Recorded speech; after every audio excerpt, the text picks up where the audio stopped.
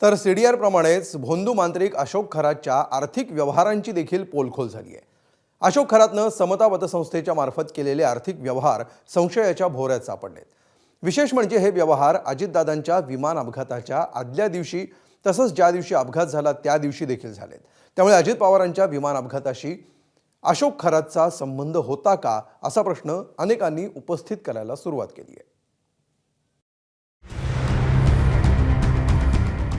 अजित पवारांच्या विमान अपघाताचं अशोक खरात प्रकरणाशी कनेक्शन। 28 जानेवारीला अजितदादांचा मृत्यू, 27 ते 31 जानेवारी दरम्यान कुणी आणि कितीचे व्यवहार केले। विमान अपघात प्रकरणातही अशोक खरातची चौकशी होणार। हे प्रश्न उपस्थित करण्यामागचं कारण म्हणजे सामाजिक कार्यकर्त्या अंजली दमानी यांनी केलेले आरोप आणि त्या आरोपांवर बोट ठेवत आमदार रोहित पवारांनी लावलेला तर्क।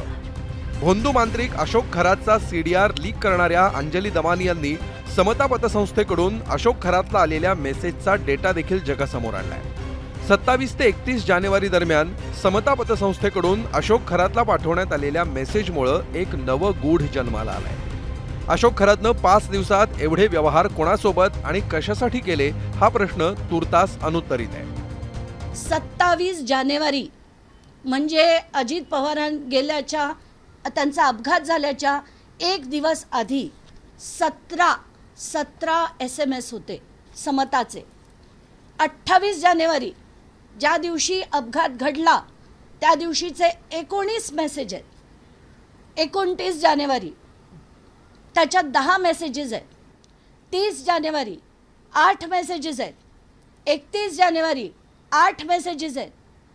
हे दिवसाचे आहेत, जेवढे कधी महिन्याचे पण नाही यायचे तेवढे एक दिवसात समताकडनं मेसेजेस आलेले आहेत। हे SIT कडे मी देऊन याची पूर्ण चौकशी व्हावी ही मागणी मी करणार आहे। अजित पवारांच्या विमान अपघात प्रकरणी पत्रकार परिषदा आणि गल्ली ते दिल्ली नेत्यांच्या गाठीभेटींचा सपाटा लावणाऱ्या रोहित पवारांनी काही शंका उपस्थित केल्यात। अजितदादांच्या अपघाताच्या एक दिवस आधी, अपघाताच्या दिवशी आणि अपघाताच्या दुसऱ्या दिवशी समता पतसंस्थेत भोंदू खरातचे मोठे आर्थिक व्यवहार झाल्याची माहिती दमानी यांनी दिली आहे। आधी अजितदादांच्या घराबाहेर झालेला जादूटोणा आणि आता अंजली दमानिया यांनी दिलेली माहिती। भोंदू खरातचा VSR कंपनीच्या विमानांमधून अनेकदा झालेला प्रवास आणि त्याचे अनुयायी हे सगळं बघता अजितदादांच्या अपघाताशी खरातचा काही संबंध आहे का या संदर्भातला संशय अधिक गडद होतोय। अजितदादांच्या घातपातासंदर्भात चौकशी करताना CIDनं खरात आणि त्याच्याशी संबंधित लोकांचा देखील तपास करायला हवा। अशोक खरात प्रकरणामुळे समता पतसंस्थेचे व्यवहार संशयाच्या भोवऱ्यात सापडले। समता पतसंस्थेत बनावट खाती उघडल्याप्रकरणी अशोक खरातवर आणखी एक गुन्हा दाखल करण्यात आलाय।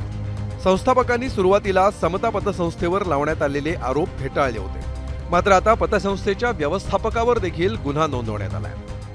मी आता आहे राहता पोलीस ठाण्यात। याच राहता पोलीस ठाण्यात काल मुंबई येथील व्यावसायिक दिनेश परब यांच्या फिर्यादीनंतर राहता पोलीस ठाण्यात अशोक खरातसह समता पतसंस्थेच्या व्यवस्थापकावर देखील गुन्हा दाखल करण्यात आला आहे।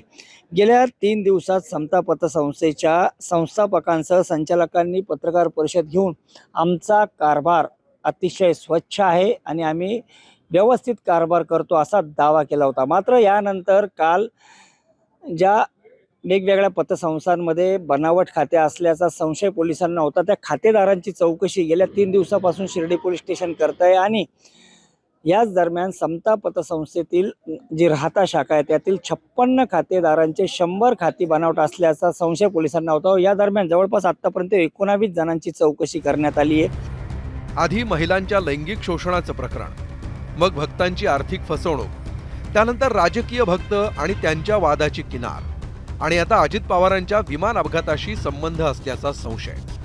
अशोक खरात प्रकरणाची व्याप्ती दिवसेंदिवस वाढत चालली आहे आणि ही व्याप्ती जेवढी वाढेल तेवढी बडी धेंड या प्रकरणाच्या परिघाशी जोडली जातील। या घडीला महाराष्ट्राला सर्वात जास्त उत्सुकता कशाची असेल तर ती बुवाच्या नादाला लागण्याचे परिणाम कुणाकुणाला भोगावे लागणार याची।